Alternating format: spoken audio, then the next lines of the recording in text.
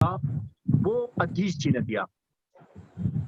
अधीश जी से, वीरेश्वर जी से, दोनों से मेरा बहुत निकट का रिश्ता था। और मुझे याद है कि अधीश जी जब कैंसर से लड़ाई लड़ रहे थे, तो अपने जीवन के अंतिम पड़ाव में वो नागपुर के कार्यालय में थे। और नागपुर उस समय में मैं बेसिकली चेस्ट रोग विशेषज्ञ हूँ। मैं जो दर्शक नहीं सुन पाए हैं, उनको, जो नए जुड़े हैं, उनके लिए मैं बता दूँ कि राम कुमार जी को 2 बार कहा गया कि परिचय दें, संकोच कर गए। कोई बात नहीं, मैं छोटा-सा परिचय अपना दे देता हूँ कि नाम तो आप सबने मेरा बता दिया गया, डॉक्टर राम कुमार जी ने, कि मैं डॉक्टर सूर्यकांत हूँ और मैं बेसिकली फेफड़े का डॉक्टर हूँ।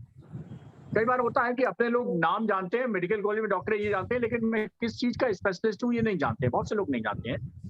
तो मैं बता दूँ, लंग का मैं स्पेशलिस्ट हूँ, फेफड़े का स्पेशलिस्ट हूँ, सांस रोग विशेषज्ञ हूँ। सांस, और चूँकि ये कोरोना फेफड़े को ही प्रभावित करता है, इसलिए ये सीधे-सीधे मेरे डोमेन में आता है। तो 90 उस वर्ष की बात है जब अधीश जी नागपुर में थे, मेरे ख्याल से 2016 की बात है। और मैं उस समय इंडिया में जितने भी चेस्ट, हम लोग चेस्ट रोग अन्य विशेषज्ञ लोगों से, कहलाते हैं। डॉक्टर साहब प्लीज एक सेकंड, अन्य लोगों से अनुरोध है कि अपने माइक म्यूट कर लें। हाँ, म्यूट कर लें, ज़्यादा ठीक है। जी।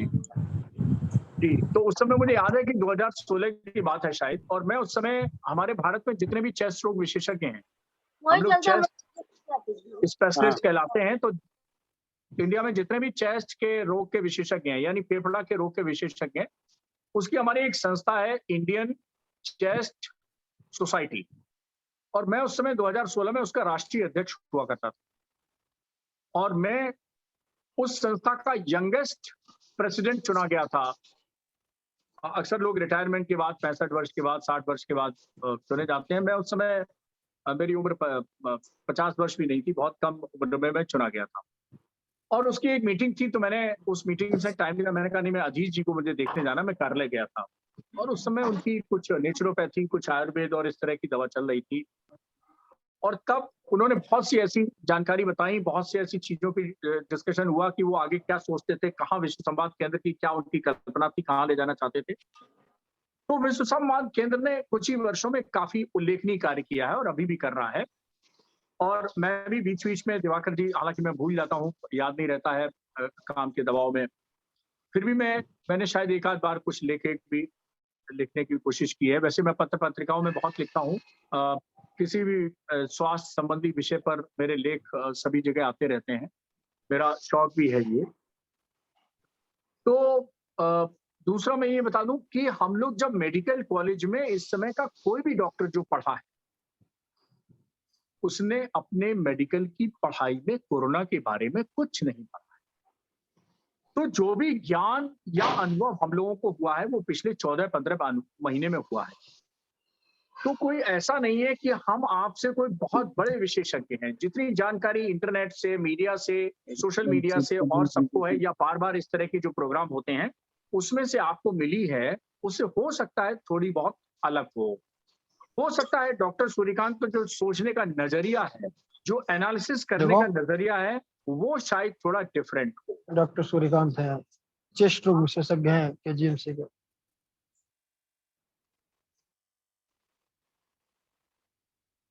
आप देखिए, ऐसा है ना कि जैसे अरहर की दाल है। अब अरहर की दाल घर में भी बनती है, ढाबे में भी बनती है, ताज होटल में भी बनती है, क्लास में भी बनती है, लेकिन सबका अपना अलग फ्लेवर अलग रहता है। इसी तरह विषय को जब आप जानने की कोशिश करते हैं, तो उसमें जब आप प्रेज़ेंट करते हैं, तो उसमें आपका फ्लेवर आ जाता है, आपकी खुशबू आ जाती है, आपकी सुगंध आ जाती है, और आपका अनुभव और जो विज़डम है, वो उसमें दिखने लगता है। अब ये अलग बात है, किसी को ढाबे की दाल पसंद है, किसी को घर की दाल पसंद है, किसी को ताज की पसंद है। ऐसा ही हर चिकित्सक के साथ होता है।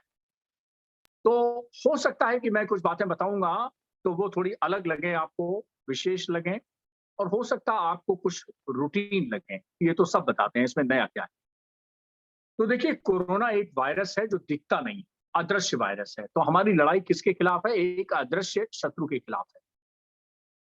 बहुत से ऐसे जीवाणु हैं, विषाणु हैं, जो दिखते नहीं। उदाहरण के तौर पे, मैं जैसे टीबी है, निमोनिया है, ये बीमारी सब हम ही लोग देखते हैं। तो ना तो निमोनिया का जो बैक्टीरिया होता है वो तो आँख से दिखता है, ना टीबी का दिखता है। और ये टीबी का बैक्टीरिया हो, चाहे निमोनिया का बैक्टीरिया हो, चाहे वायरस हो, ये सब कैसे फैलते हैं? इनमें सबसे बड़ा सोर्स कई बार स्थापित हो चुका है, ये सब फैलते हैं जब हम लोग छींकते हैं, खांसते हैं, बात करते हैं, हंसते हैं, रोते हैं, जम्हाई लेते हैं, इस तरह की एक्टिविटी करते हैं जिसमें थोड़ी सी फोर्स के साथ हवा बाहर निकलती है। तो ये संक्रमित व्यक्ति से कहां से, सोर्स क्या है इस कोरोना वायरस का? सोर्स है कोरोना वायरस का संक्रमित व्यक्ति। और वैसे तो 3 सोर्स होते हैं, मेरे आप साल भर के वीडियो पहले देखेंगे तो मैं कह रहा हूं उसमें कि भाई 3 तरह से कोरोना फैलता है, संक्रमित व्यक्ति से, संक्रमित वस्तु से और संक्रमित वायु से। 3 तरह से फैलता है। अभी लैंसेट में एक जर्नल है, लैंसेट मेडिकल की, गीता कुरान जैसी जर्नल मानी जाती है लैंसेट, उसमें एक शोध छपा है, उसमें फिर सिद्ध किया है कि नहीं, हाँ, वायु के माध्यम से यानी एरोसोल के माध्यम से भी कोरोना फैलता है, ये भी सिद्ध हुआ है। और हम लोग पहले भी साल भर से हम लोग कह रहे हैं ये बात। आप मेरा मार्च का वीडियो देख लीजिए, पहले वीडियो में मार्च 2020 के वीडियो में मैंने कहा है कि 3 तरह से कोरोना फैलता है, संक्रमित व्यक्ति से, संक्रमित वस्तु से और संक्रमित वायु से। अब देखिए इन 3 चीजों को कैसे याद रखें और इनका कोरिलेशन क्या है। जिससे फैलेगा उन्हीं की काट करके हमें बचना होगा। तो मैंने कहा संक्रमित व्यक्ति से फैलता है, तो संक्रमित व्यक्ति से अगर आप शेक हैंड कर लेंगे या उसके पास चले जाएंगे तो आपको खतरा है कि नहीं? बिल्कुल खतरा है। तो संक्रमित व्यक्ति से बचने के लिए शेक हैंड ना करें। हमारे देश में कभी हाथ मिलाने की परंपरा नहीं, ये 200 वर्ष पुरानी परंपरा है, जब अंग्रेज हमारे देश में आए। उसके पहले हमारे यहाँ परंपरा थी नमस्ते करने की या राम जोहार करने। गांव के आदमी कहते हैं भैया राम राम, और शहर के आदमी पहले नमस्ते किया करता था। हम लोग को बचपन में दिखाया जाता था, देखो भैया अंकल, चाचा जी आए, ताऊ जी आए, नमस्ते करो, प्रणाम करो। हमारे यहाँ हाथ मिलाने की कभी परंपरा नहीं रही। ये परंपरा हमने 200 साल पहले अंग्रेजों की गुलामी के कारण ले ली। और वो जो गुलामी की आदत होती है ना, बहुत मुश्किल से जाती है। एक डर, एक भय समा जाता है और हम फिर उसे अपनी अपनी नेचुरल आदत मान बैठते हैं। तो यही हुआ नमस्ते के साथ। अब तो बाद में देखा आपने कोविड का प्रभाव आया, तो मैं अक्सर कहता हूं कि कोविड का प्रभाव आया, उसके कारण दुनिया में बहुत नुकसान हुआ, करोड़ों लोग प्रभावित हुए, लाखों लोगों की मृत्यु हुई, ये सही है। लेकिन इसके साथ एक बहुत बड़ी चीज कोरोना ने दी है, और वो दी है हमारे भारतीय संस्कारों की दस्तक। खट खट भारतीय संस्कार जिनके लिए हमने दरवाजे बंद कर दिए थे, उनको खोलने के लिए कोरोना ने दस्तक दी है। हमें उस दस्तक को सुनना चाहिए। हमें अपने संस्कारों के दस्तक जो हमने दरवाजे बंद कर रखे थे, उनको खोल देना चाहिए। खोलने का समय आ गया है, ये बताने का समय आया है, जताने का समय आया। और डॉक्टर सूर्यकांत के हर वीडियो को आप देख लीजिए। मैं कहता हूं कि बचपन में हमारी दादी नानी कहती थी, घर से बाहर आए हो तो हाथ धो, पैर धो, मुंह धो, तब खाना मिलेगा। खाना तो छोड़िए, एक बिस्किट भी नहीं मिलेगा। ये थे हमारे भारतीय संस्कार जो हम भूल गए। हमने क्या किया, जूता चप्पल को डाइनिंग टेबल पे बिठा दिया। डाइनिंग टेबल पे कोई वॉश बेसिन नहीं रहा। आप बताइए किस शादी और पार्टी में और दावत में आप जाते हैं, कहीं वॉश बेसिन होता है हाथ धोने के लिए? अब होता है, सैनिटाइजर भी होता है, वॉश बेसिन भी होता है, सब होगा। और हमने डाइनिंग टेबल पे जूता चप्पल, तो मैं आपको बता दूं कि कोरोना सरवाइव करता है जूते चप्पल में 5 दिन। तो जूता चप्पल पहले घर के बाहर करिए। ये पहला मैसेज है मेरा आज के इस संदेश के लिए। नोट कर लीजिए, अगर आप भूल गए हैं कि जूता चप्पल घर के बाहर उतारा जाता है। आप याद करिए अपना बचपन, गांव में एक घर हुआ करता था, उसके बाहर एक चौपाल, एक चबूतरा पहले होता है, उसके बाद छोटा बरोठा या बरोटी होती थी, उसमें जूते चप्पल उतारे जाते थे और तब घर के अंदर प्रवेश किया जाता था, हाथ पैर मुंह धोया जाता था और तब आपको कुछ खाने को मिलता था। ये सिस्टम दोबारा लागू करिए। ये सिस्टम सिर्फ भारतीय संस्कृति को याद करने के लिए नहीं है, ये सिस्टम है हमें स्वस्थ बनाने के लिए। संस्कार इसलिए थे कि हमें स्वस्थ भी बना सकें। हमें संस्कार इसलिए भी चाहिए क्योंकि हमारे बच्चे आगे भविष्य में स्वस्थ रह सकें। स्वस्थ कैसे रहें, इम्यूनिटीदार कैसे हों, बच्चे संस्कारवान कैसे हों, ये कोरोना ने हमें सीख दी है। सीख तो बहुतों ने दी है। हमने वातावरण का ध्यान नहीं रखा तो हमारे यहाँ और सारी समस्याएं, वायु प्रदूषण के रूप में और जल प्रदूषण के रूप में, मृदा प्रदूषण के रूप में बहुत सारी बीमारियां आई। वायु प्रदूषण के कारण हमारे देश में 16-17 हजार लोगों की मृत्यु होने लगी प्रतिवर्ष, तब भी हम नहीं चेते। धूम्रपान और तंबाकू जो कि 500 साल पुराना है, अकबर के शासनकाल में हमारे देश में आया। हम समझते हैं तंबाकू लेके हम पैदा हुए हैं। जी नहीं, अकबर के शासनकाल में तंबाकू आई, बुरी आदत। पुर्तगालीज इसको लेकर आए और हम उसके गुलाम बने। तो मैंने कहा ना, गुलामी की आदत बहुत धीमे-धीमे जाती है। तंबाकू की गुलामी हमने अकबर के शासनकाल में ली, नहीं छोड़ पा रहे हैं। नमस्ते के हाथ मिलाने की आदत हमने 200 साल पहले अंग्रेजों से ली, नहीं छोड़ पा रहे हैं और उसके कारण हम अस्वस्थ हो रहे हैं। तंबाकू से 70 लाख लोगों की मौत पूरी दुनिया में होती है, 12 लाख लोगों की मौत हमारे देश में होती है। वायु प्रदूषण के कारण 16 लाख लोगों की मौत हमारे देश में होती है। और कौन जिम्मेदार है? हम जिम्मेदार है अपनी खराब आदतों के कारण। तो बात कर रहा था मैं कोरोना की। कोरोना ने सिखाया है कि आप जूते चप्पल बाहर उतारिए। हर घर में ये मैसेज डॉक्टर सूर्यकांत का जाना चाहिए। इसलिए नहीं कि डॉक्टर सूर्यकांत एक चिकित्सक हैं, इसलिए जाना चाहिए कि वो भारतीय संस्कृति को प्रेम करने वाले भी व्यक्ति हैं। भारतीयता उनमें रची बसी है और उनकी जिद है कि स्वास्थ्य के हर पहलू को हम खंगालेंगे जो भारतीयता से हमें जोड़ता है, हमारी संस्कृति से जोड़ता है। हम हर स्वास्थ्य के उस पहलू को उजागर करेंगे मीडिया से, सोशल मीडिया से, अपने वक्तव्य से, अपने प्रभाव से। हमने जो भी पूंजी अर्जित की है, अपने क्रेडेंशियल्स अर्जित किए हैं डॉक्टर सूर्यकांत के नाम पर आज, उन सबका हम प्रभाव से इस्तेमाल करेंगे और भारतीय संस्कृति को फैला कर रहेंगे, स्थापित करके रहेंगे। और यही हमारे संस्कार कार्यशाला, यही हमारे संस्कार केंद्र, जिन सबसे हम जुड़े हुए हैं प्रत्यक्ष और अपरोक्ष, उसी का उद्देश्य है। ऐसे थोड़ी परम भव्यम नेतुमेतत् स्वराष्ट्रम आप बना लेंगे। कैसे बनाएंगे? ऐसे ही बनाएंगे। कोरोना मौका दे तो उसमें जुट जाइए, जो भी मौका मिले अवसर की तलाश करिए, भारतीयता और राष्ट्रीयता को उससे जोड़ दीजिए। हमने स्वास्थ्य से जोड़ा है, आप किसी और से जोड़िए। एक बात, जूते चप्पल बाहर हमारी भारतीय संस्कृति थी, कोरोना के माध्यम से प्रचार करिए। और ये सत्य है, एविडेंस बेस्ड मैं कह रहा हूं, जूते चप्पल पर 5 दिन तक कोरोना रह सकता है। मैं बात कर रहा था कि कोरोना 3 तरह से फैलता है। तो आप हाथ नहीं मिलाएंगे, आप गले नहीं मिलेंगे, आप 2 गज की दूरी बना के रखें। क्यों? क्योंकि जब कोई व्यक्ति बात करता है, छींकता है, खांसता है, तो उसके अंदर, आपको मालूम है, 1 bout of cough releases crores and crore of viral particles. Do you know this? एक बार के खांसने से करोड़ों वायरस के पार्टिकल निकलते हैं, करोड़ों, और एक ही काफी है आपको संक्रमित करने के लिए। और CCC एक याद रखिए, C for corona, C for congestion, C for crowd. Corona फैलता है कंजेशन और क्राउड से। तो कभी भी जहां कंजेशन है, जहां क्राउड है, इसीलिए देखिए गांव में कहां क्राउड है, गांव में कहां कंजेशन है। इसीलिए रूरल अर्बन डिवाइड 2020 में पूरा मिलेगी आपको।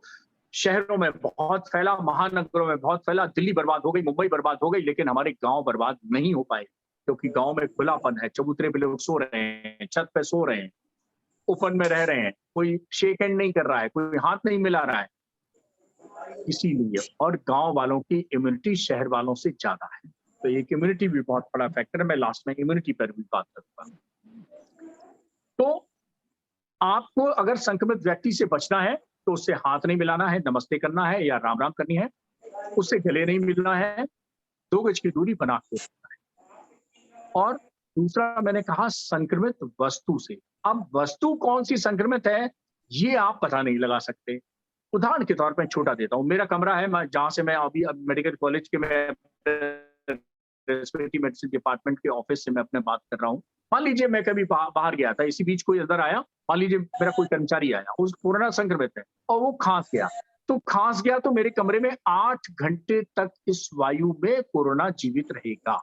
अगर वो खांस के गया, कुछ कोरोना के पार्टिकल इस मेज पे गिर गए, तो वो भी इस सरफेस पर 24 घंटे जिंदा रहेंगे। और मैंने ये सरफेस ऐसे छू ली, तो क्या आदत डालिए, जल्दी जल्दी हाथ धोने की, साबुन पानी से हाथ धोने की आदत डालिए। तो किससे बचे रहेंगे? आप संक्रमित वस्तु से संक्रमित होने से बचे रहेंगे। संक्रमित व्यक्ति से ना आप संक्रमित होने पाए, उसके लिए आप नमस्ते करिए, 2 गज की दूरी बनाइए और बचे रहेंगे आप। संक्रमित वस्तु से ना आप बचने पाए, इसके लिए आप हाथ धोते रहिए। देखिए, बहुतों ने आपका कहा होगा कि आप नमस्ते, बहुतों ने नमस्ते तो खैर कोई कहता नहीं है, 3 चीजें कहते हैं। सरकारी तौर पे भी आपको 3 चीजें बताई हैं, डॉक्टर सूर्यकांत केवल 4 चीजें बताते हैं। इस देश में कोई चौथी चीज बताता है, नमस्ते भूल गए लोग। मैं सिर्फ, आप देखिए किसी भी सरकारी वेबसाइट पे देख लिए, उस पर नमस्ते कहीं नहीं है, केवल मास्क लगाइए, हाथ धोइए और 2 गज की दूरी बनाइए। यही त्रिसूत्री फॉर्मूला है। मैं चौथा देता हूं, यानी नमस्ते के लिए। सबने कहा होगा 3 फार्मूले, लेकिन ये 3 क्यों? इसका संबंध क्या है? शायद ही किसी ने बताया हो। ये मेरे सोचने का नजरिया, मैं आपको सिखाता हूं वैज्ञानिक तरीके से कि क्यों है। संक्रमित व्यक्ति से बचने के लिए आपको 2 गज की दूरी बनानी होगी और नमस्ते करना होगा। संक्रमित वस्तु से बचने के लिए आपको बार-बार हाथ धोने, क्योंकि पता नहीं है आप किसको, कभी गिलास छुएंगे, कभी पेन छुएंगे, कभी फाइल छुएंगे, कभी ये छुएंगे, कभी वो छुएंगे। कहां-कहां आपने छुए आप नहीं याद रखें, इसलिए बीच-बीच में हाथ धोते रहें। और हाथ धोते रहेंगे, आप कहेंगे आप पानी तो मिल जाएगा, साबुन नहीं मिलेगा, कोई बात नहीं। एक छोटा पेपर सोप आता है, उसको यहाँ जेब में रखिए। पेपर सोप 5 रुपए का आता है, 12 स्ट्रिप होती हैं। दिन भर के लिए 12 बार हाथ धोना बहुत जरूरी है, काफी आवश्यक है, सफिशिएंट। आप पेपर सोप जेब में लेके जाइए, कहीं भी जाइए। साबुन नहीं मिलेगा, कोई बात नहीं, पेपर सोप आपके पास मौजूद है, आप धो लीजिए। एक बात। अब तीसरी बात में आता हूं कि संक्रमित वायु से कैसे बचें। संक्रमित वायु से बचने का तरीका एक ही है और वो है मास्क, क्योंकि इसी वातावरण से हमें सांस लेनी है। अब हम सांसों पे तो पहरा नहीं लगा सकते। अब डॉक्टर सूर्यकांत कोई ऐसी पुलिस या गार्ड तो नहीं रखते हैं कि आपकी सांसों पे पहरा लगा दें कि सांस लेंगे तो हम बताएंगे कि वायरस की सांस जा रही है या बिना वायरस की सांस। आप मान के चलिए घर से बाहर आप निकलते हैं तो वायरस युक्त सांस आपको मिल रही है। आप सोच लीजिए, सोचने का नजरिया आज से बदल लीजिए कि घर से बाहर आप निकले हैं तो आपको वायरस युक्त सांस मिल रही है। क्यों मानते हैं कि आपको सांस शुद्ध मिल रही है? किसी ने कहा सर मॉर्निंग वॉक हुआ है। मैंने कहा भाई क्यों मॉर्निंग वॉक नहीं जाओगे तो क्या मॉर्निंग नहीं होगी? क्या भगवान सूर्य उगना बंद कर देंगे कि आज रामाश्रय मिश्रा जी और श्याम कुमार वर्मा जी मॉर्निंग वॉक पे नहीं आए तो सूर्य उगेगा नहीं? क्या उगेगा, सूर्य भी उगेगा, काम भी होंगे, सब कुछ होगा। तो बाहर आप निकलिए तो मान के चलिए कि आपको वायरस युक्त सांस मिल रही है और सांस के बिना हम जी नहीं सकते। आपको मालूम है, जीवन में कभी सोचा है आपने कि बिना भोजन के आप रह सकते हैं 21 दिन? आपने देखा होगा अनशन लोग करते हैं। बिना पानी के रह सकते हैं आप 3 दिन, लेकिन बिना सांस के आप नहीं रह सकते हैं केवल 3 मिनट। बिना सांस के सिर्फ 3 मिनट तक सांस रोकना भी कहते हैं कि वो योगी साधु और ये लोग, अरे जो वो समाधि लगा जाते थे वो दूसरे साधु थे, वो दूसरे ऋषि मुनि। लेकिन हम साधारण व्यक्ति मैक्सिमम बिना सांस के रह सकते हैं तो 3 मिनट। बिना खाने के रह सकते हैं हम जिंदा 21 दिन तक, बिना पानी के रह सकते हैं हम 3 दिन तक, लेकिन बिना सांस के हम 3 मिनट से ज्यादा नहीं रह सकते। तो जीवन की हमारी शुरुआत होती है पहली सांस से और जीवन का अंत होता है अंतिम सांस से। सांस लेना बहुत जरूरी है और सौभाग्य से कहिए या मेरा दुर्भाग्य कहिए कि ईश्वर ने मुझे बनाया है सांसों का चिकित्सक, और इसीलिए आपसे रूबरू हूं मैं आज। सांसें बंद कर देता है कोरोना, सोचिए आप। इसलिए सांसों को शुद्ध रखिए, सांसों को बचाइए, आप कोरोना से बचे रहें। आप चिंता मत करिए, ईश्वर की कृपा है आपको। आपके देश में देवता जन्म लेते हैं, देवता तरसते हैं भारत की धरती में जन्म लेने के लिए। अरे भाई, कभी सोचा है आपने कि हमारे यहाँ इतने देवता क्यों जन्म लेते हैं? अरे कुछ तो होगा हमारी भूमि में कुछ ऐसा कि देवता तरसते हैं पैदा होने के लिए। राम यहाँ पैदा होते हैं, कृष्ण यहाँ पैदा होते हैं, सब यहाँ पैदा होते हैं। क्यों? कुछ तो होगा हमारी जमीन में, कुछ तो हमारी इस भूमि में अच्छा होगा। आप भाग्यशाली हैं कि आप भारत में पैदा हुए हैं जहां देवता तरस और भगवान तरसते हैं जन्म लेते। उत्तराखंड में जहां देवताओं का ऊपर निवास है, उसीलिए उत्तराखंड को कहा जाता है देवभूमि। देवभूमि पहले हमारा ही उत्तर प्रदेश का हिस्सा था, 2000 में अलग राज्य बना। तो मैं आपको कहना चाहता हूं कि अगर आप बाहर निकलकर आपने सोच लिया कि ये वायरस युक्त वायु हम ले रहे हैं तो इससे हमें प्रोटेक्शन करना है, इसीलिए मास्क पहनना है। बहुतों ने कहा होगा, बहुत बार कहा होगा मास्क पहनना होगा, लेकिन आज आप समझिए कि मास्क क्यों पहनना है। आप मान के चलिए कि बाहर निकले नहीं और आपको संक्रमित वायु मिली नहीं। क्यों सोचते हैं, क्यों रिस्क लेते हैं आपकी? नहीं, मेरी हवा तो बिल्कुल, कहां गारंटी मिल रही है आपको? अदृश्य है, दिखता नहीं है, कैसे मान लेंगे कि आप ये कोरोना रहित वायु है या कोरोना संक्रमित वायु है? एक बात तो आपको समझ में आ गया कि क्यों करना है नमस्ते, क्यों हाथ धोना है, क्यों मास्क लगाना है और क्यों 2 गज की दूरी बनानी है। ये है इसका वैज्ञानिक तथ्य। किसी वेबसाइट पे नहीं मिलेगा, किसी प्रोटोकॉल में नहीं लिखा है। ये डॉक्टर सूर्यकांत की अपनी एनालिसिस है जो उन्होंने आपको साझा की है। अब आप भूलेंगे नहीं, अब आप कमजोर नहीं पड़ेंगे, अब आपके दिमाग में ये नहीं आएगा यार बहुत हो गया, हटाओ मास्क, हटाओ ये 2 गज की दूरी का नियम। जी नहीं, जब तक मेरी बात आपको याद रहेगी तब तक आप याद रखेंगे कि क्यों हाथ जोड़ना जरूरी है, क्यों नमस्ते करना जरूरी है, क्यों मास्क लगाना जरूरी है, क्यों 2 गज की दूरी बनाना जरूरी है और क्यों हाथ धोना जरूरी। ये बात। दूसरी बात आपने जो देखी होगी वो ये है कि बाहर से कोई व्यक्ति दो दो कामों के लिए बाहर आदमी जाता है, या तो कमाई के लिए या पढ़ाई। कमाई माने किसी रोजगार के लिए, सरकारी हो सकता है, गैर सरकारी हो सकता है, सरकारी हो सकता है, या पढ़ाई। पढ़ाई के लिए तो चलो स्कूल बंद है, लेकिन कमाई के लिए तो अभी भी बाहर जाना पड़ता है। तो आप मान के चलिए जो बाहर व्यक्ति गया है वो कोरोना लेकर आया है। मैं आज खास तौर पर इस सेकेंड लॉ के बचाव की बात कर रहा हूं। मैं एकदम प्रैक्टिकल बात आपको बता रहा हूं, कोई थ्योरी नहीं समझा रहा हूं कि कोरोना अंदर जाता है तो कहां सूजन पैदा करता है, कितना मल्टीप्लिकेशन होता है। ये बता के आपको मैं क्या करूंगा? मुझे डॉक्टर थोड़ी बनाना है, एमबीबीएस। मुझे आपको बचाना है, आपकी जिंदगी को सुरक्षित रखना है, आपके स्वास्थ्य को सुरक्षित रखना है। इसलिए आज मैं वही बोलूंगा जो आपको कल से करना है, और ये क्यों करना है ये मैं बताऊंगा, तर्क सहित बताऊंगा। कोई जरूरत नहीं है डॉक्टर सूर्यकांत को या किसी डॉक्टर को अंधविश्वास के रूप में सुनने की। आप उससे तर्क करिए, पूछिए ऐसा आप डॉक्टर साहब क्यों कह रहे हैं, चाहे वो आयुर्वेद का हो, चाहे होम्योपैथी का हो, या किसी विधा को। अगर वो आपके क्वेश्चन का आंसर नहीं दे पा रहा है तर्क क्या, तो जान लीजिए वो अति विश्वास के साथ बोल रहा है, लेकिन गलत बोल रहा है। मैं हूं यहाँ, प्रश्न पूछिए, मैं उत्तर दूंगा। जिसका उत्तर नहीं दे पाऊंगा वो बात मैं आपको कहूंगा नहीं, बताऊंगा नहीं। हर वो व्यक्ति जो घर के अंदर बाहर से आ रहा है, आप मान लीजिए कि वो कोरोना संक्रमित होकर आ रहा है। जैसे कोर्ट कहता ना कि हर दोषी को निर्दोष माना जाए जब तक उसका दोष सिद्ध ना हो जाए, यहां आप इस नियम को उल्टा कर दीजिए। हर बाहर आने से घर के अंदर घुसने वाले व्यक्ति को कोविड पॉजिटिव माना जाए, कोविड संक्रमित हो चुका है, बाहर जाकर 8 घंटे से बाहर था, 10 घंटे से बाहर था, कोई बाहर गया था शहर से तो 24 घंटे से बाहर था, और उसको मान के घुरा जाए कि अब वो चौखट के अंदर आ रहा है, वो व्यक्ति मेरे घर का है लेकिन कोरोना से संक्रमित है। मानिए, किसी पे विश्वास मत करिए, मुझ पर भी। मैं कहूं मैं डॉक्टर हूं, मैंने दोनों वैक्सीन लगवा ली है, किंग जॉर्ज मेडिकल यूनिवर्सिटी में पहले दिन पहला टीका मुझे लगा था। ये सब मैं तर्क दे सकता हूं, और मैं इसलिए बिल्कुल मजबूत हूं, मुझे कोरोना आज तक नहीं हुआ वगैरह वगैरह, मैं कह सकता हूं। लेकिन बिल्कुल मत मान। और डॉक्टर तो आप मान के चलिए कि डॉक्टर तो पक्का पॉजिटिव होगा, कुछ नहीं होगा तो एसिम्प्टोमेटिक कैरियर होगा। तो किसी डॉक्टर को घर मत बुलाइए,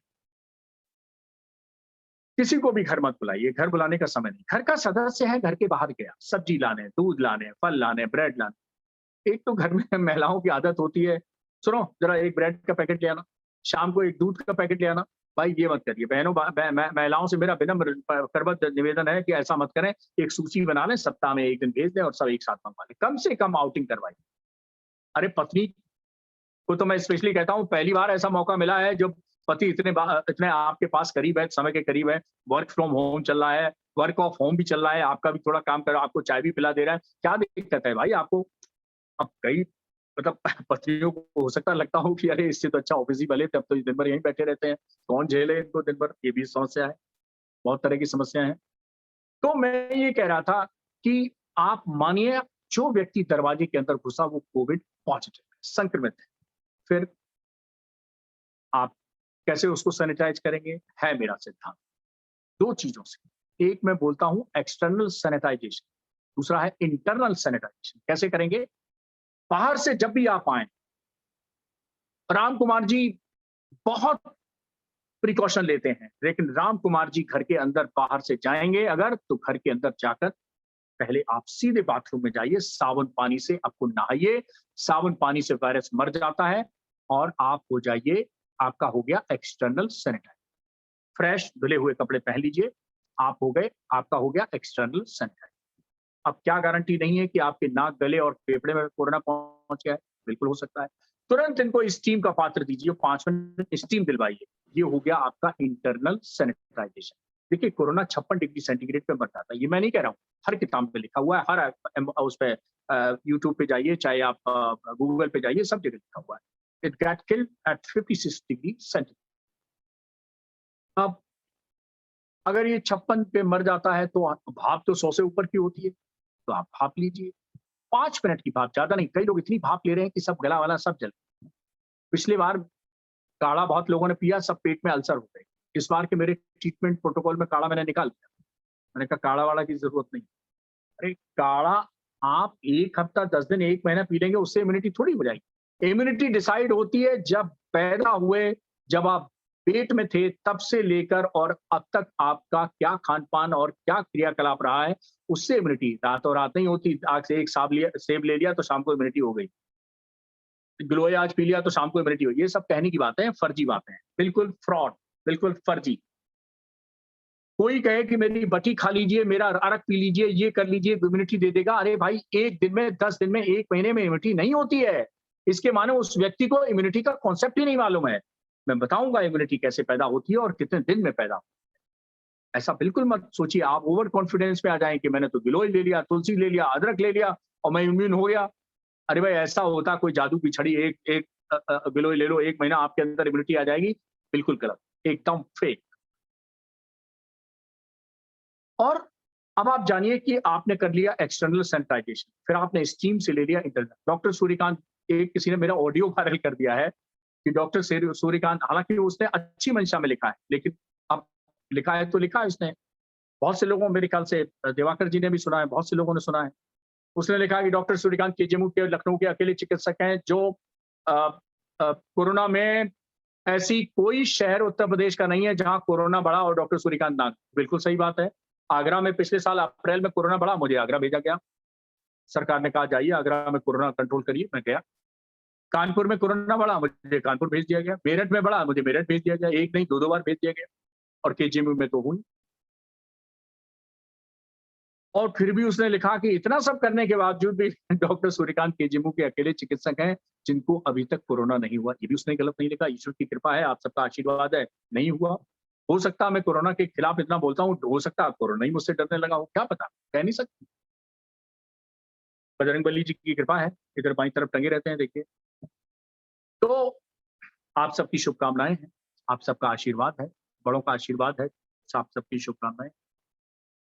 तो और ये बात सही है कि जेबू में जितने बड़े डॉक्टर हैं, जितने एडमिनिस्ट्रेटिव पोस्ट पे हैं, सबको कोरोना हो गया। एक नहीं तो कई बार को तो 2 बार हो गया।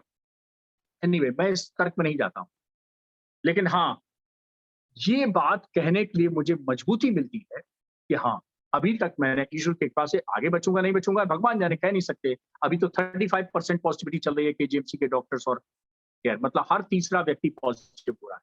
कब तक हम बचेंगे कह नहीं सकते, लेकिन ईश्वर ने अभी तक बचाए रखा है।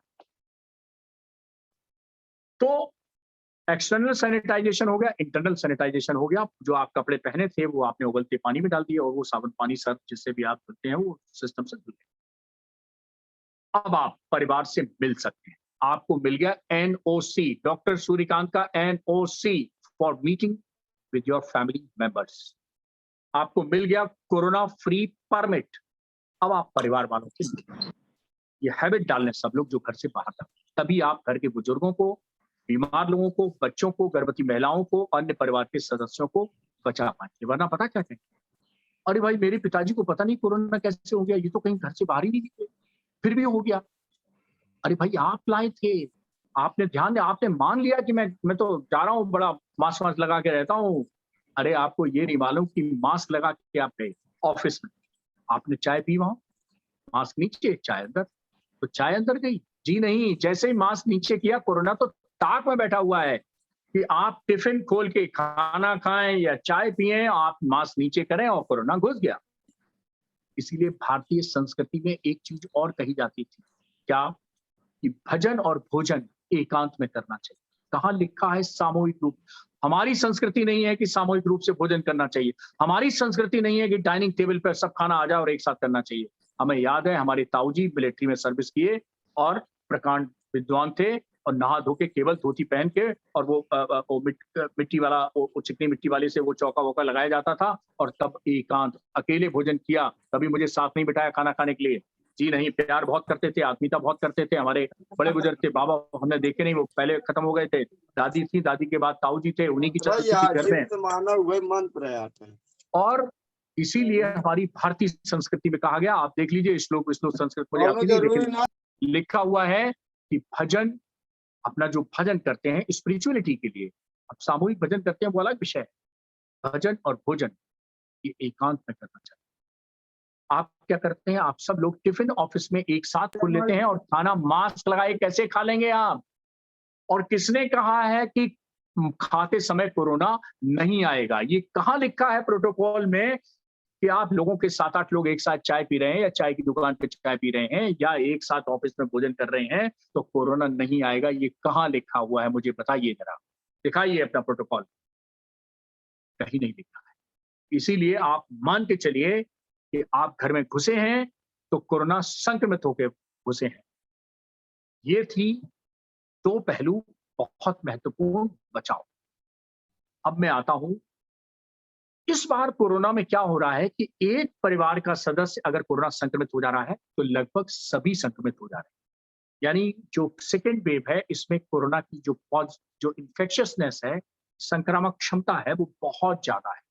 पहले हम एक टेस्ट, एक फैमिली मेंबर एक पॉजिटिव हो जाता था, उसका हम बाकी परिवार के सदस्यों का हम टेस्ट कराते थे तो केवल एक आधा कोई मेंबर टेस्ट पॉजिटिव निकलता था, लेकिन अब लगभग सब पॉजिटिव निकलते।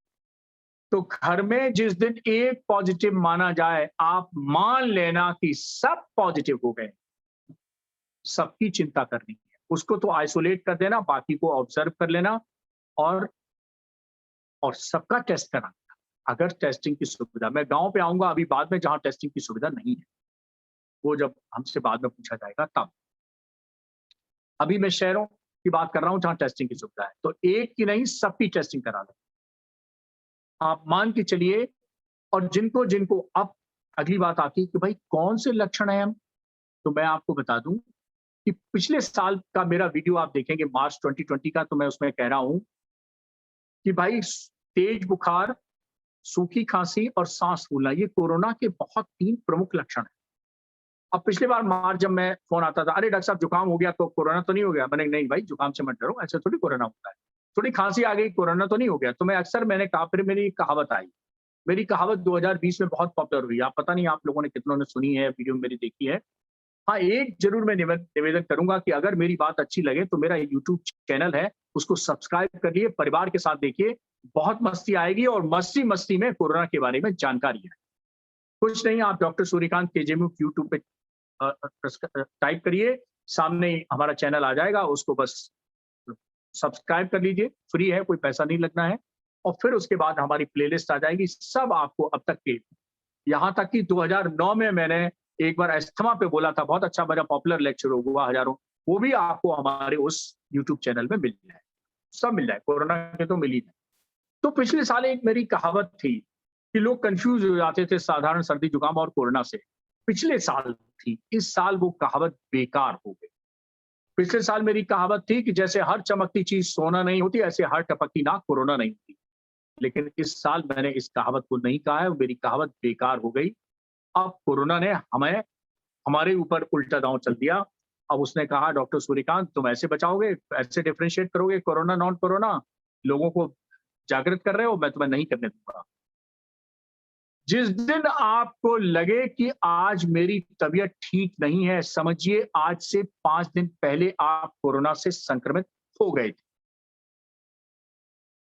जिस दिन आपको लगे कि मेरी तबीयत आज ठीक नहीं लग रही है, मुझे अच्छा नहीं लग रहा है, आप समझिए आज नहीं, आज से 5 दिन पहले आप संक्रमित हो चुके हैं। सोचिए आप कि 5 दिन पहले कहां थे और किसके साथ थे और क्या कर रहे हैं।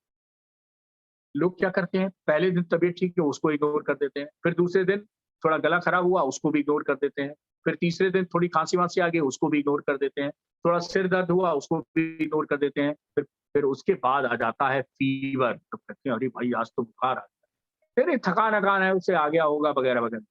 मतलब हर कुतर्क को आप लेते जाते हैं साथ और बीमारी को बढ़ाते रहते हैं। ऐसा कृपया मत करें। कोई भी लक्षण कोरोना का हो सकता है, अनटिल प्रूफ, जैसा सुप्रीम कोर्ट ने कहा ना कि निर्दोष दोषी को तब तक निर्दोष मानते रहिए जब तक सिद्ध न हो जाए, लक्षण को कोरोना मानिए जब तक कि ये सिद्ध ना हो जाए कि वो किसी और कारण से।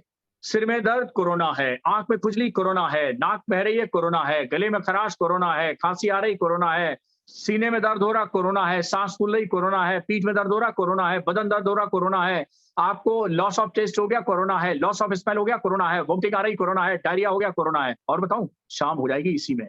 मंगलमान तो छोड़ो, हम सब लोग मंगलयान पे चले जाएंगे। इतने लक्षण हैं, इसलिए कोई लक्षण मत याद करिए, हर लक्षण कोरोना का है, भूल जाइए सब। इसीलिए मैंने कहा कि अब ये प्रोटोकॉल नहीं, सब प्रोटोकॉल तोड़ दीजिए। 2020 के प्रोटोकॉल ने नुकसान बहुत कर दिया, अब प्रोटोकॉल तोड़ने का नियम आ गया है। अब सुनिए, समझिए, विचार करिए और एक्शन लेने का समय है, सेवा करने का समय, लोगों की सहायता करने का समय है, लोगों को जागृत करने का समय। हमारे घर परिवार में दादी नानी के नुस्खे हुआ करते थे। 200 साल पहले जब अंग्रेज आए तो उन्होंने एलोपैथी यानी मॉडर्न सिस्टम ऑफ मेडिसिन, जी हाँ, मैं मॉडर्न मेडिसिन का सिस्टम हूँ, मुझे आयुर्वेद या होम्योपैथी का डॉक्टर मत समझ लेना आप। मैं मॉडर्न सिस्टम मेडिसिन का डॉक्टर हूँ जो अंग्रेजों ने लाई है 200 साल पहले। जी हाँ, मैं उसी का डॉक्टर हूँ। और उसके बावजूद मैं कहता हूँ कि इस सिस्टम ने हमारी जो हेल्थ एजुकेशन सिस्टम था हर घर में, वो नष्ट कर दिया।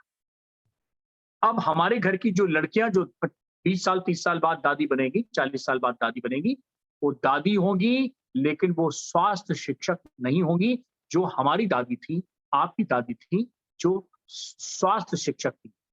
अंगूठा टेक थी लेकिन वो स्वास्थ्य शिक्षा उनको आती थी।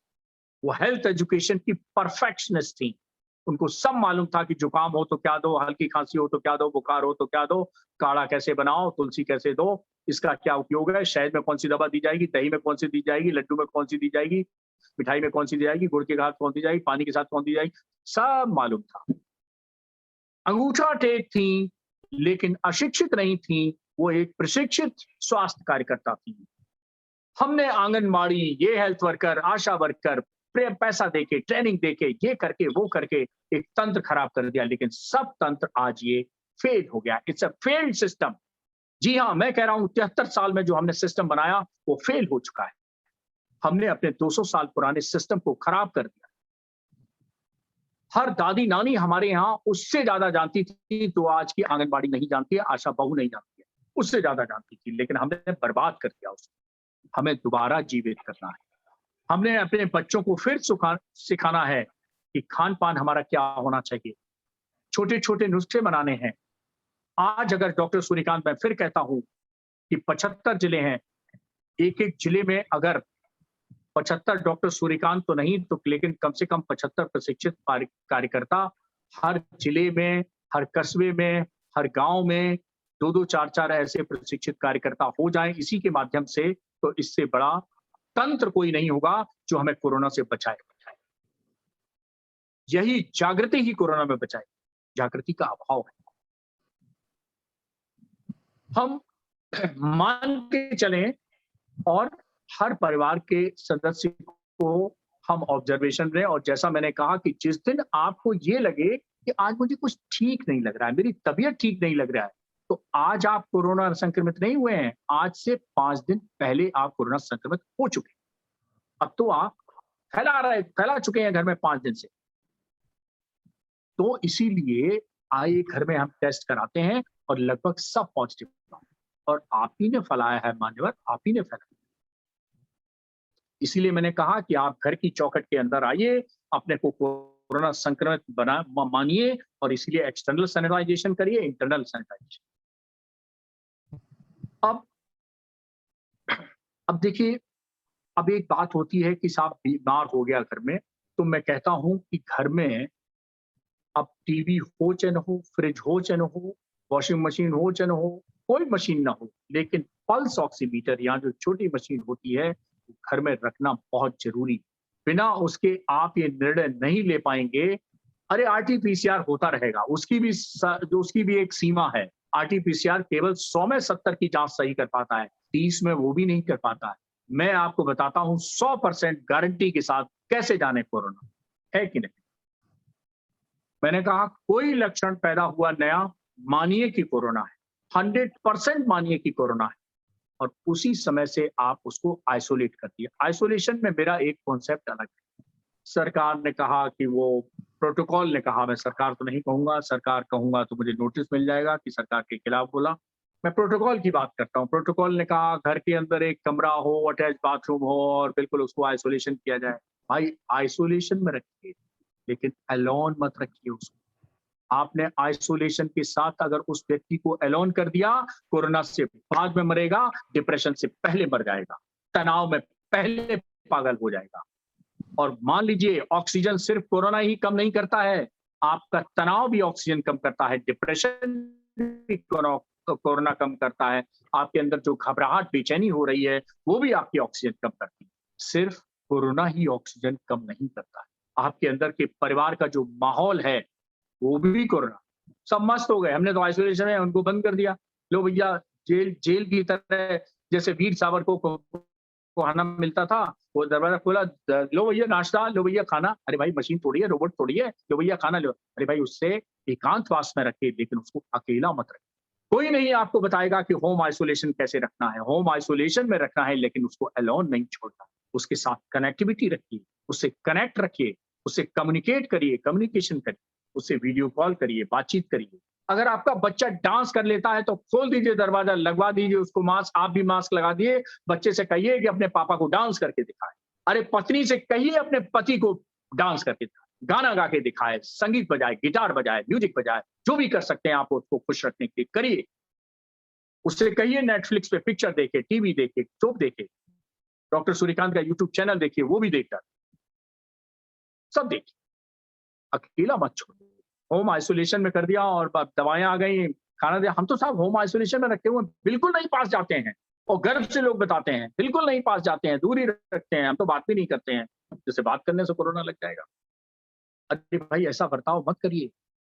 इस समय उसके ऊपर मानसिक बोझ है, मुझे कोरोना हुआ है, पता नहीं मेरी जिंदगी बचेगी कि नहीं बचेगी।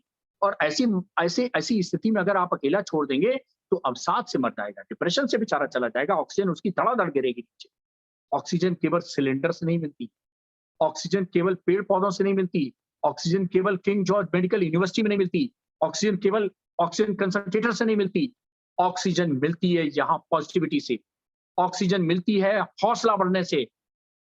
और मैं आपको बता दूं, हिम्मत और हौसले से बड़ी वैक्सीन नहीं होती। अरे आपके देश में जो वैक्सीन मिल रही है उसकी भी प्रोटेक्शन रेट 80% है, लेकिन यहाँ जो आपके दिमाग और परिवार के साथ मजबूती के साथ जो हौसला और हिम्मत आप देंगे वो 100% वैक्सीन, 100% वैक्सीन वो बचाएगी परिवार को, वो रखेगी हमको सुरक्षित।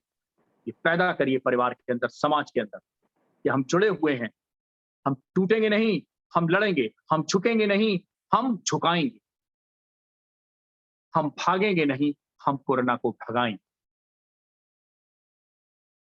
और इस को देखिए, अब आपको पल्स ऑक्सीमीटर में 2 मैजिक नंबर याद रखने हैं, एक है 94 और एक है 90। 2 मैजिक नंबर आप याद कर लीजिए, भूल जाइए 1 से लेकर 100 तक गिनती, केवल आप याद रखिए 94 या 90। अक्सर मैं इसीलिए कहता हूं कि लक्षण है और ऑक्सीजन 94 से नीचे जा रही है, आरटी-पीसीआर को मारो गोली, पॉजिटिव हो चाहे नेगेटिव, ये कोरोना है। कोई भी लक्षण हो और उसके साथ साथ आपकी ऑक्सीजन सैचुरेशन 94 से जा रही है नीचे, आरटी-पीसीआर की रिपोर्ट को फाड़ के फेंक दीजिए अगर नेगेटिव आई है। मत करिए व्हाट्सएप डॉक्टर सूर्यकांत को, कोई करता है मैं पूछता हूं ऑक्सीजन क्या है। अरे सर आपको मैंने सीटी स्कैन भेजा, डी डायमर भेजा, मैं तो कहता गलत भेजा, मेरे व्हाट्सएप पर लोड मत बढ़ाइए, डिलीट कर दीजिए मेरे व्हाट्सएप से, नहीं देखूंगा मैं। आप सिर्फ बताइए ऑक्सीजन 94 से ऊपर है तो चिंता मत करना, और 94 से नीचे है तो थोड़ी चिंता कर लें। ज्यादा चिंता मत करना, ज्यादा चिंता से भी ऑक्सीजन नीचे आता है। तो पॉजिटिव एटीट्यूड रखिए, कम्युनिकेशन रखिए, हौसला बढ़ाते रहिए, और उसका मानसिक जो मनोरंजन है वो करते रहिए, खुशियां देते रहिए, इससे ऑक्सीजन बढ़ेगी। अरे भाई मेरे पापा ऑक्सीजन पा, कितने लोग फोन करते हैं आधी बात नहीं कह पाते, डॉक्टर सूर्यकांत मुझे मेरे पापा को बचा लीजिए, मेरे पापा मर जाएंगे। अरे भाई ऐसी बात करके जो पापा आपके सुन रहे हैं, आपकी बातों से मर जाएंगे, कोरोना से नहीं मरेंगे मान्यवर। आप ऐसी डिप्रेसिव बातें मत करिए, हौसला अफजाई की बातें करिए। ऑक्सीजन घटती है नेगेटिव एटीट्यूड से, नकारात्मक विचारों से, परिवार के अंदर अशांत वातावरण से, परिवार के अंदर अगर सौहार्द वातावरण नहीं है उससे, परिवार के अंदर अगर आप रोना, पीटा, चिल्ली, बेतुकी बातें कर रहे हैं, अब क्या होगा? ये मर गए तो मेरे बच्चे अनाथ हो जाएंगे। अरे भाई, क्यों मर जाएंगे? आपके जान तो आपको जानकारी होना चाहिए कि कोरोना से हमारे देश में मृत्यु दर सिर्फ 1% है, सिर्फ 1। तो 99%, अरे किसी को कोरोना हो गया उसको खुशखबरी दीजिए कि ये ऐसी बीमारी है जिसमें 99% की संभावना ये है कि आप जिंदा रहेंगे। आप बताइए कौन सी ऐसी बीमारी है जिसमें 99% गारंटी मिलती है कि आप जिंदा रहेंगे? ये बात तो आपने कोरोना पीड़ित को नहीं बताई। क्यों नहीं बताई? क्योंकि आप दिन भर टीवी देखते हैं, मर रहे हैं, मौतें हैं, गोमती फटी जा रही है, गंगा जल में लाशें गिर रही हैं, आप दिन भर टीवी में ये सब देखते रहते हैं। आपने कभी ये डेटा देखने की कोशिश की कि सेकेंड वेव में मृत्यु दर क्या है, मोर्टेलिटी क्या है? 1%। वो भी तब है कि जब आप इतनी पॉजिटिविटी जो दिखा रहे हैं उससे ज्यादा पॉजिटिविटी है, डबल। अगर देश में 4 लाख पॉजिटिव टेस्ट हुए हैं तो मैं मानता हूं 8 लाख उस दिन केस आए हैं। अगर 8 लाख में मोर्टेलिटी काउंट कर ली जाएगी तो ये 1 से घट के 0.5 आ जाएगी। अरे जिस बीमारी से 99% व्यक्ति गारंटी मिलती है बीमारी से कि वो जिंदा रहेगा, उसको आप डरा रहे हैं, उसको आप भड़का रहे हैं कि हम हाय राम, हम क्या करें, हम मर जाएंगे। आपको मालूम है टीबी में कितनी मरने की संभावना है? 15%। आपको मालूम है निमोनिया में कितनी मरने की संभावना है? 30%। आपको मालूम है डायरिया से कितनी मरने की बच्चों की संभावना होती है? 40%। आपको मालूम है HIV एड्स से मरने की संभावना क्या होती है? बहुत ज्यादा। कैंसर से ऑलमोस्ट 90%। आपने ऐसा कोहराम तो नहीं तब मचाया जब आपकी डायग्नोसिस टीबी, निमोनिया या कैंसर बनी? तो आप कोरोना पे ऐसा कोहराम क्यों मचा रहे हैं? बदलिए इस सोच को। आप इस सोच को नहीं बदलेंगे तो ऑक्सीजन कोरोना से नहीं घटेगी, ऑक्सीजन आपकी इन बातों से और इन हरकतों से घटने वाली। 94 नंबर याद है। इसीलिए मैंने गांव वालों से कहा है, गांव में तो टेस्टिंग भी नहीं होती। आपको टेस्टिंग क्यों? गांव में टेस्ट होगा भी तो 1 हफ्ते से पहले रिपोर्ट नहीं मिलेगी। अगर मरना होगा तो बेचारा 1 हफ्ते में मर जाएगा। तो इसलिए मैंने गांव वालों को कहा कि न जांच न रिपोर्ट, करो कोरोना पर सीधी चोट। और मैंने उन्हें 4 दवाओं का इलाज दिला दिया, बस। हर गांव में फैला हुआ है वो मेरा ट्रीटमेंट गांव वालों के लिए। वो गांव वालों के लिए है, आपके लिए नहीं। सिर्फ 4 दवाएं। आप देखिए प्रोटोकॉल, 15 दवाएं मिलेंगी आपको हर डॉक्टर के पर्चे। और मैंने गांव वालों के लिए जीवन बचाने के लिए बनाई है सिर्फ 4 दवाएं। कोई मेरी या माने या ना माने, मुझे कोई नोटिस दे दे, मेरे खिलाफ कार्रवाई कर दे, लेकिन मैं अपने 24 करोड़ भाइयों की जीवन की रक्षा करूंगा और करता रहूंगा। और बहुत से लोग ठीक हुए हैं, धड़ाधड़ मेरे पास फीडबैक आ रहा है। सब प्रोटोकॉल मैंने तोड़े हैं। जी हाँ, मैंने नियम तोड़े हैं, प्रोटोकॉल तोड़े हैं। मैं कह रहा हूं मैंने तोड़े हैं प्रोटोकॉल, लेकिन जनता की सुरक्षा में तोड़े हैं। जनता को सुरक्षित रखने के लिए तोड़े हैं, अपने ग्रामीण भाइयों के लिए तोड़े हैं और आगे भी तोड़ता रहूंगा। और आप पॉजिटिव एनवायरनमेंट के साथ अगर 94 से नीचे औसत तो एक काम और कर देना। हमारे YouTube चैनल पे जाएंगे तो आपको मिल जाएगा कि ये प्रोन पोजीशन क्या होती है। प्रोन पोजीशन कहते हैं पेट के बल लेटने को। तो जब 94 से नीचे ऑक्सीजन चली जाए तो पेट के बल मरीज को लेटाइए। अब पेट के बल में आपने कई वीडियो देखे होंगे, एक तकिया वो आएगा तो बढ़िया, उसमें ड्रेस वेस में बढ़िया मैटिंग नीचे बिछी हुई डेमो देगा, एक तकिया यहाँ लगाइए, एक तकिया वहां लगाइए। अरे गांव में तो 4 तकिए ही नहीं होंगे, तुम 4 तकिए एक ही मरीज में घुसाई दे रहे हो भाई। तकिया वकिया छोड़ो, प्रोन पोजीशन करो, कंफर्टेबल पोजीशन, जो पोजीशन का। अरे भाई मोटा आदमी है तो उसको डिफरेंट टाइप का तकिया डिफरेंट जगह पे चाहिए, पतला है तो अलग चाहिए, बीच का है तो उसको तकिए नहीं चाहिए। अरे हम बचपन में अब से लेके क्या हम कभी पेट के बल लेटे नहीं है? आप में से कौन सा ऐसा है जो अपनी जिंदगी में पेट के बल नहीं लेटा है? खूब लेटे हैं। तो हमने कौन सी ऐसी नई बात बता दी भाई पेट के बल लेटिए आप पेट के बल। और पेट के बल खाना खाने के तुरंत बाद नहीं लेटा है, सबको मालूम है। और पेट के बल जब लेटे लेटे थक जाए तो दाहिनी करवट कर दीजिए, बाई करवट लीजिए। मैं आपको बताऊं पेट के बल लिटाने से 10% तक ऑक्सीजन बढ़ जाता है। दायां बायां करवट लिटाने से भी 2.5 से 3 से 5% ऑक्सीजन बढ़ जाती है। और सबसे बड़ी बात, अगर पॉजिटिव एटीट्यूड रहेगा, पॉजिटिव एनवायरनमेंट रहेगा तो ऑक्सीजन घटती ही नहीं है। कोरोना नहीं, 7 में कोरोना की कोशिश कर लें, नहीं घटेगी ऑक्सीजन। आप कोशिश करके तो देखिए, आप माहौल बदलने की तो कोशिश करिए। जितनी मृत्यु हो गई आज तक, मैंने जितनी मोर्टेलिटी देखी है सब देखी हैं, जो मेरे अस्पताल में आए और जो डरे हुए थे, सहमे हुए थे, डॉक्टर आई विल डाई, जिन्होंने मुझे फोन पे बोला डॉक्टर मुझे बचा लीजिए, वो नहीं बचे, वो मर गए। और जिन्होंने कहा कि नहीं डॉक्टर सूर्यकांत आप हैं तो मुझे किस बात की चिंता है, वो सब जिंदा हो गए, वो सब बच गए। तो आपकी मेंटल इम्यूनिटी बहुत बड़ा काम करती है। तो आप ये जान लीजिए कि 94 से नीचे जाए तो पेट के बल लिटाए। अब किसी ने कहा भाई कितना पेट के बल लिटाया, वो 15 मिनट लिटाया था। भाई 24 घंटे में 15 मिनट से क्या होगा? तो कम से कम 24 घंटे में 16 घंटे पेट के बल लिटा, केवल 7-8 घंटे खाने के बाद या और 2-3 घंटे आपके नहाने और उसमें चले जाते हैं, वो सब छोड़ के कोशिश करिए कि 24 घंटे में 16 घंटे आप पेट के बल लिटाइए। ऑक्सीजन बढ़ेगी, बिल्कुल बढ़ेगी। क्यों बढ़ेगी? पेट के बल बढ़ती है ऑक्सीजन, लेकिन आप फिर पूछिए डॉक्टर से कैसे बढ़ेगी, ऐसा पेट के बल क्या हो गया? देखिए जब आप सीधे लेटते हैं तो ऊपर दिल होता है, 2/3 हार्ट बाईं तरफ, 1/3 राइट साइड में, और ये फेफड़े के ऊपर रखा होता है। ये चेस्ट के अंदर फेफड़ा और हृदय का सौहार्द है, आपसी रिश्ता है, पारिवारिक रिश्ता है कि हम लोग एक चेस्ट में रहते हैं। फेफड़ा कहता है मेरे ऊपर लेटे रहिए, कोई दिक्कत नहीं है मुझे। तो जैसे माँ के ऊपर बच्चा लेटा रहता है, वैसे जब आप लेटते हैं तो फेफड़ों के ऊपर दिल लेटा रहता है। अरे भाई दिल ऊपर सालों साल लेटा है, आज मौका दिल के लिए आया है कि आप फेफड़ा दिल के ऊपर लेटे, तो कर दीजिए मरीज को पेट के बल। अब दिल नीचे लेटेगा, फेफड़ा ऊपर लेटेगा और खुल के अपने को खोलेगा, उसकी ऑक्सीजन कैरिंग कैपेसिटी बढ़ जाएगी।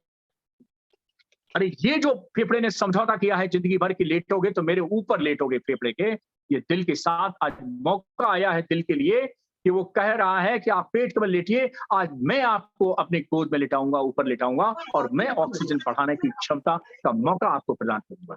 इसलिए बढ़ती है पेट के बल लेटने से ऑक्सीजन। कोई नहीं बता पाएगा आपको, न बता सकता है। इसके लिए गहरा उतरना पड़ता है समुद्र में, सोच के समुद्र में, चिंतन के संदर्भ में। और वो वही उतर सकता है जिसको हमारे भारतीय संस्कार मिले। जिसको चिंता है लोगों की, वही कर सकता है। आप सब कर सकते हैं क्योंकि आप हम एक ही यूनिवर्सिटी, एक ही स्कूल के पढ़े हुए हैं, इसीलिए हम आपको प्रशिक्षित कर रहे हैं। उसके बाद भी मान लीजिए बीमारी नहीं थमती है और 90 से नीचे हो जाती है ऑक्सीजन, तो भी घबराइएगा मत। मैं एक छोटा उदाहरण देता हूँ। आप सब लेह लद्दाख गए, ऑक्सीजन कितनी हो जाती है कभी? मैं पिछली बार गया था तो मैं पल्स ऑक्सीमीटर साथ गया। अच्छा हुआ मेरे पता नहीं दिमाग में कहां से आ गया, मैंने कहा चलो लेह लद्दाख चल रहे हैं, परिवार के साथ चल रहे हैं, मेरे पापा वगैरह सब और फैमिली पूरी साथ थी। तो वो कोई 75 साल का था, कोई 76 साल का था। मैंने कहा सब चलो, हालांकि लोग डरते हैं 76 साल की उम्र में। मैंने कहा नहीं सब चलो, 3-4 साल पहले की बात है। और मैं पल्स ऑक्सीमीटर साथ ले गया और जब हम टॉप पे पहुंचे तो मेरी 66 ऑक्सीजन थी, 66। अभी लोगों की ऑक्सीजन 80 हो जाती है, अरे डॉक्टर साहब मर जाएंगे, 80 ऑक्सीजन आ गई। मैं बताऊं ले मैं ऊपर था, मैं मेरी 66 ऑक्सीजन, मेरी बिटिया की ऑक्सीजन 63, फादर इन लॉ की 62। आप सोचिए, क्या हम घबरा गए? क्या हमने कहा लाओ अस्पताल लाओ? कुछ नहीं हुआ, कुछ नहीं हुआ भाई। शरीर अडॉप्ट करता है धीरे धीरे। आप घबराइए मत, घबराइए मत। जितना घबराएंगे ऑक्सीजन और नीचे जाएगी, और जितना मजबूती से कहेंगे कि अरे भाई डॉक्टर सूर्यकांत ने तो एक बार मुझे बताया लेह लद्दाख में 65-66 चली जाती है ऑक्सीजन, फिर भी कुछ नहीं होता है। लेह जब जाते हैं ना, वो जहाँ 3 इडियट्स की शूटिंग हुई है, जाने के लिए पहले ऊपर जाना पड़ता है, फिर उस लेक में जाने के लिए नीचे जाना पड़ता है, जहाँ अभी चाइना ने सब वो बवाल कर रखा था। हम लोगों ने देखा हुआ है वो एरिया, स्थान। वहां जाने के लिए सबसे पूरे ऊपर जाना पड़ता है, टॉप पीक है। और वहां सबकी 60, 65, 70 से ऊपर तो होती नहीं किसी की ऑक्सीजन। तो क्या लगा धड़ाधड़ वहां गिरने लगते हैं, मरने लगते हैं लोग? ऐसा कुछ नहीं होता। तो घबराइए, ऑक्सीजन है, ऑक्सीजन का रिजर्व है, कोशिश कर रहा है शरीर बढ़ाने की, आप भी कोशिश करिए। हाँ, 90 के नीचे जरूर अस्पताल खोजने की कोशिश करिए, ऑक्सीजन सपोर्ट की कोशिश करिए। अगर आपको सिलेंडर या ऑक्सीजन कंसंट्रेटर मिल जाता है तो आप दीजिए। और अस्पताल में जाने से बचिए। अस्पताल लास्ट चॉइस होना चाहिए,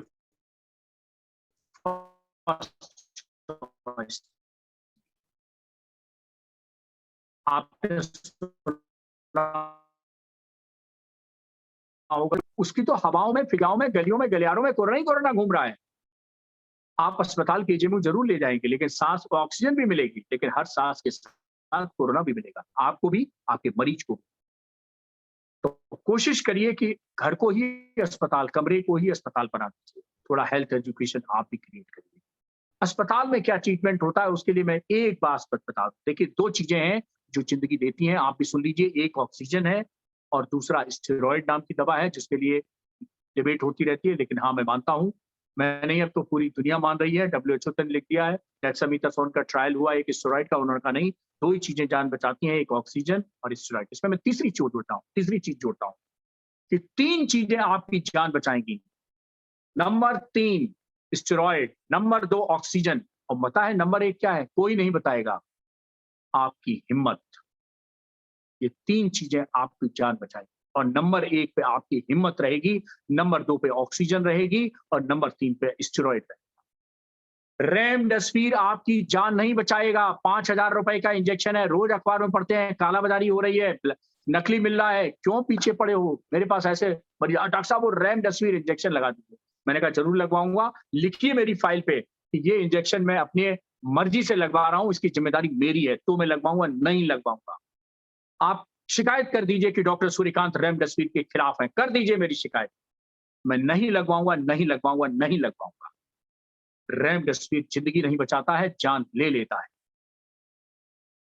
रेमडेसिविर के खिलाफ अब तो जो इंडियन काउंसिल ऑफ, मैं तो महीनों से बोल रहा हूं, Indian council of medical research की नई जो गाइडलाइन 3 मई को आई है, उसमें साफ साफ लिखा है 3 चीजों के लिए, आप भी सुन लीजिए। रेमडेसिविर, प्लाज्मा थेरेपी, कुछ लोग बहुत शौकीन है प्लाज्मा थेरेपी के, जाने कहां कहां उन्होंने स्टेटमेंट फेसबुक से लेकर मीडिया दे डाले, प्लाज्मा थेरेपी रामबाण, जीवन रक्षक। मैं तो शुरू से प्लाज्मा थेरेपी के खिलाफ रहा। अब Indian council of medical research ने कहा है 3 चीजें ऑफ लेबल ट्रीटमेंट है, मतलब वो मेन स्ट्रीम का ट्रीटमेंट नहीं है। उसमें एक प्लाज्मा थेरेपी है, एक रेमडेसिविर है, और एक टॉसिलिजुमैब। ये तीनों चीजें आउटडेटेड हो चुकी हैं, तीनों चीजें मेन स्ट्रीम ट्रीटमेंट से हट चुकी हैं। ये तीनों जान इनके चक्कर में मत पड़िए। कोशिश करिए आखिरी विकल्प हो अस्पताल का, अस्पताल ना जाना पड़े, हो सके तो अपने घर को ही अस्पताल बना लेना। और मैं आपको बता दूं, इसीलिए केजीएमयू की मैंने पॉलिसी, पिछली बार आईसीयू में पेशेंट छोड़ो, क्वारंटीन में जाता था, अटेंडेंट अलाउड नहीं होता था। मैंने कहा नहीं, जो मानसिक सपोर्ट, इमोशनल सपोर्ट घर का व्यक्ति दे सकता है, वो वार्ड बॉय नहीं दे पाएगा, वो नर्स नहीं दे पाएगी, वो डॉक्टर नहीं दे पाएगा। इसलिए आईसीयू तक में आज किंग जॉर्ज मेडिकल यूनिवर्सिटी में अटेंडेंट अलाउड है। ये इलाज करने के विदेशी तरीके हमें बदल देने होंगे, नियम प्रोटोकॉल सब तोड़ने होंगे। हम अगर भारत के लोगों को सुरक्षित रखना चाहते हैं, भारत के लोगों को चिकित्सा देना चाहते हैं, तो हमें भारत को समझना होगा, हमें भारत के लोगों को समझना होगा। परिवार यहाँ एक बहुत बड़ी संस्था है, परिवार के मूल्य हैं, इसलिए परिवार के एक सदस्य को अंदर रखिए। देखिए मरीज में जीवंतता आएगी, ऊर्जा आएगी, उसकी जिजीविषा जागेगी, उसके जीवन जो जिंदा रहने की जो तमन्ना है वो आगे बढ़ेगी। मुझे आज समय दिया गया, इसके लिए मैं बहुत बहुत धन्यवाद देता हूं।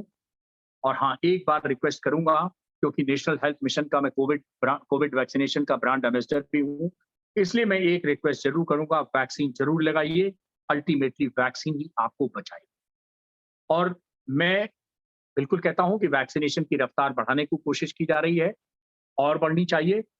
अगर हम 1 करोड़ रोज वैक्सीन लगाएंगे, तो लगभग 6 महीने में हम 180 करोड़ डोजेज लगाएंगे, यानी 90 करोड़ भारतीयों को हम वैक्सीन लगा पाएंगे। और जब तक हम 90 करोड़ भारतीयों को वैक्सीन नहीं लगा पाएंगे, तब तक इस देश को कोरोना से हम नहीं मुक्त कर पाएंगे।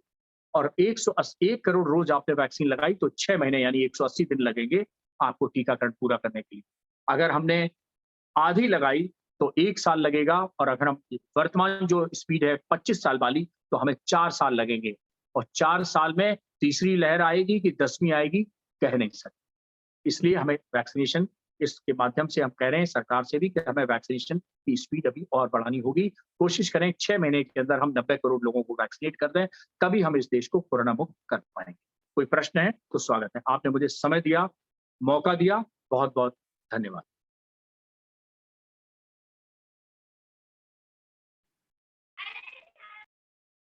डॉक्टर साहब बहुत बहुत धन्यवाद आपका। आपने जिस तरीके से वाकई में हम सभी लोगों का प्रशिक्षण किया है, इसकी जितनी भी प्रशंसा की जाए वो कम है, क्योंकि हम लोग तो वास्तव में कुछ प्रश्न पूछना चाहते थे, कुछ आपसे जानना चाहते थे, लेकिन आपने एक एक विषय को बिंदुवार समझाकर और वैज्ञानिक दृष्टिकोण से उसके ऊपर अपने विचार रखकर वास्तव में जितने भी मन की शंकाएं थी उनका बिना पूछे ही निवारण कर दिया आपने। फिर भी आज कई लोग यहाँ पे ऐसे हैं जिनके मन में कुछ प्रश्न हैं, तो मैं उनसे आपसे प्रश्न पूछने के लिए आमंत्रित करता हूँ। इसमें एक MJNCR2 ऐसे लिखा हुआ है, मुझे लगता है कि मनोज जी का नंबर है शायद। मनोज जी, MJNCR2 आपका हाथ उठा हुआ है, कृपया आप अपना प्रश्न पूछिए डॉक्टर साहब से।